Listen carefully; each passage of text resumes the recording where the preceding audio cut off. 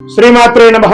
సద్గురు జ్యోతిషాలయం నుండి శ్రీ పరాభవనామ సంవత్సర ఉగాది పంచాంగ శ్రవణం మరియు ద్వాదశ రాశులకి ఎలా ఉందో మనం తెలుసుకోబోతున్నాం. ముందుగా వెల్కమ్ టు స్పాట్ న్యూస్ ప్రేక్షక మిత్రులకి శుభాకాంక్షలు. శ్రీ గురుభ్యో నమః. నమస్కారం. అందరూ కూడా మీ యొక్క ఇష్టదేవాన్ని ప్రార్థన చేసుకోండి, మీ తల్లిదండ్రులకి ప్రార్థన చేసుకోండి. నూతన సంవత్సరాన్ని ప్రారంభిస్తున్నాం. శ్రీ పరాభవనామ సంవత్సరంలో కుంభరాశి వారికి ఎలా ఉందని తెలుసుకోబోతున్నాం. కుంభరాశి మిత్రులారా, మీకు ఉగాది శుభాకాంక్షలు.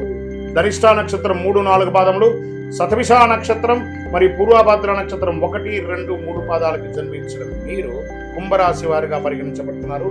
ఈ యొక్క సంవత్సరం మీకు శుభాశుభ ఫలితాలు ఎలా ఉన్నాయంటే, ఆదాయం 2, వ్యయం 5, రాజపూజ్యం 4, అవమానం 2.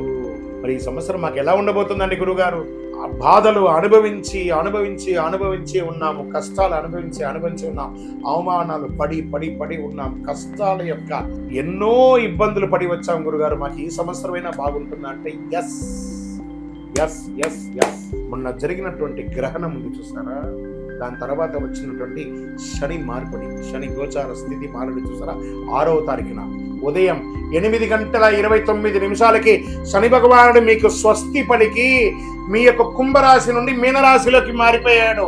ఇంకా మీదట నేను కుంభరాశిని ముట్టుకోను. ఏళ్నాటు శని మీకు 6వ తారీఖుతో తొలగిపోయింది. మీరు హ్యాపీగా ఉంటారండి, అద్భుతంగా ఉంటారు. మీతో పరిచయం చేసుకోవాలి, మీతో జీవనం చేయాలి, మీతో జర్నీ చేయాలి అనుకునే వాళ్ళు కూడా కుంభం 2 ఉండండి. మీరు కష్టాలంతా మీలోనే ఉంచుకొని ఆనందాన్ని మాత్రమే, సంతోషాన్ని మాత్రమే 10 మందికి ఇచ్చే కుంభరాశి మిత్రులారా, పరోపకారార్థే ఇదం శరీరం అనే ఒక అద్భుతమైనటువంటి నానుడి కలిగిన వారు ఎవరైనా ఉన్నారంటే అది కుంభరాశి స్త్రీ పురుషులు మాత్రమే అని కూడా చెప్పచ్చు. మరి ఈ సంవత్సరం ఎలా ఉంది మీకు అనంటే, పరాభవనామ సంవత్సరంలో ఆలోచించే నిర్ణయాలు కొంచెం తీసుకోండి. సంవత్సర ప్రారంభంలో కొన్ని ఆటంకాలు ఉన్న శని వదిలేశాడు కాబట్టి కొంచెంగా వదులుతున్నాడు. సంవత్సరం మధ్యలో పరిస్థితి విపరీతంగా మారుతుందండి, అద్భుతంగా ఉంటారు. శని భగవానుడు మీనరాశిలో 2వ స్థానంలో సంచరిస్తాడు. కుటుంబ విషయంలో మాత్రం జాగ్రత్త. ఇది మాత్రం ఖచ్చితంగా చెప్తున్నాను, క్లోజ్ అసోసియేట్ దగ్గర థ్రెట్ ఉంది, మీరు కాస్త జాగ్రత్త. వాళ్ళని ఎక్కడ ఉంచాలి అక్కడ ఉంచండి. అంటే బంగారు సూదే కదా అని చెప్పి కళ్ళు పొడుచుకుంటామా, కాబట్టి ఎంతలో ఉంచాలో అంతలో ఉంచండి. అదొకటి. ధన వ్యయం మొదట్లో పెరిగే అవకాశాలు, మాటలో నియంత్రణ అవసరం. మీ మాటల వల్ల మనుషులు దూరం అయ్యే అవకాశాలు కూడా ఉంటాయి. ఇది ఒకటి, జాగ్రత్త పడండి. తర్వాత జూన్ తర్వాత అద్భుతం గురించి. ఇంకా గురు భగవానుడు ప్రారంభంలో 5వ ఇంట్లో ఉంటారు, జూన్ 2 6వ ఇంట్లో, అక్టోబర్ 31 7వ ఇంట్లో, జనవరి 25 2027 తిరిగి 6వ ఇంట్లోకి వచ్చేస్తున్నాడు. దీనివల్ల విద్యలో పురోగతి, శత్రువులపై విజయం, భాగస్వామ్య లాభం. అంటే పార్ట్నర్షిప్ లో వ్యాపారం చేయండి ఎక్కువ. భార్యాభర్తల మధ్య సఖ్యత పెరుగుతుంది. ఇవన్నీ కూడా చాలా ఉన్నాయి. మల్టిపుల్ బిజినెస్ చేయండి, ఒకటే చోట ఉండకండి. ఫస్ట్ ప్లేస్ మూవ్ అవ్వండి. దీనివల్ల వచ్చిందంటే ఒక ప్లేస్ నుంచి ఇంకో ప్లేస్ మూవ్ అవ్వండి, లేదా ఒక వ్యాపారాన్ని ఇంకొక చోట కూడా పెట్టండి, ఒకటే చోట పెట్టకండి. దానివల్ల ఏమవుతుందంటే మీరే ఇబ్బంది పడతారు. మల్టిపుల్ ప్లేస్లో పెడితే అది సక్సెస్ అయ్యి ఇది డౌన్ అయినా, ఇది సక్సెస్ అయ్యి ఇంకో డౌన్ అయినా, ఏదో ఒక దాంట్లో సక్సెస్ అనేది వచ్చేస్తుంది.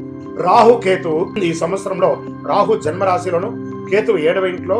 మరి డిసెంబర్ 6 రాహు 12వ ఇంట్లో, కేతు 6వ ఇంట్లో వచ్చేసారు.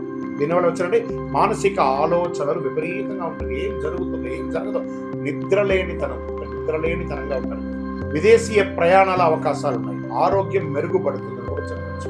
దీనివల్ల ఫలితం ఎలా ఉంటుంది ఈ సంవత్సరం అంటే, ఎన్నో రోజులుగా ఎదురు చూస్తున్నటువంటి అశాంతి అంతా కూడా పోయి శాంతి అనేది వచ్చేస్తుంది. చాలు భగవంతుడా, ఇదేంటి నేను ఇలా అయిపోయాను, ఎలా ఉండేవాడిని ఇలా అయిపోయాను, నాకు క్వశ్చన్ మార్క్ మీద నడుస్తుంది కదా. దానికి మీరు తారాస్థాయికి పోయారు ఒకప్పుడు, ఇప్పుడు క్వశ్చన్ మార్క్ అయ్యే స్థితికి మీరే వచ్చేసారు. మళ్ళీ తారాస్థాయికి వెళ్ళకపోయినా నిలదొక్కునే ఒక శక్తి, సామర్థ్యం మీలోనే ఉంది. హనుమంతుడికి వాడి శక్తి తెలియదట, ఒకరు పొగిడితేనే తెలుస్తుంది. అలా కుంభరాశి మిత్రులారా, మీ శక్తి నేను చెప్తున్నానండి. మీరు ప్రయత్నం చేస్తే గొప్పవాళ్ళు, మీకంటే గొప్పవాళ్ళు ప్రపంచం లేరు. ధైర్యంగా నిర్ణయాలు తీసుకోండి. బావిలో కప్పలాగా ఉండకండి, జస్ట్ కమ్అట్. అద్భుతాన్ని సాధించబోతున్నారు. ఆర్థికంగా ఆదాయం మితంగా ఉన్న ఖర్చులు నియంత్రిస్తారు. ఫస్ట్ పెట్టుబడులలో జాగ్రత్త. ఇతరులను నమ్మి మోసపోకండి. ఎన్నో రోజులుగా లోన్స్, చిట్ ఫండ్స్ ఇవన్నీ ఎదురు చూస్తున్నారు కదా, అవన్నీ వచ్చే అవకాశాలు ఉన్నాయి. ఇంకా ఉద్యోగం చేసే వాళ్ళకి ఉద్యోగంలో మార్పులు, పై అధికారుల నుంచి కొంచెం ప్రెషర్, అది కూడా కొంచెం కంట్రోల్ అయ్యే అవకాశాలు ఉన్నాయి జూన్ తర్వాత.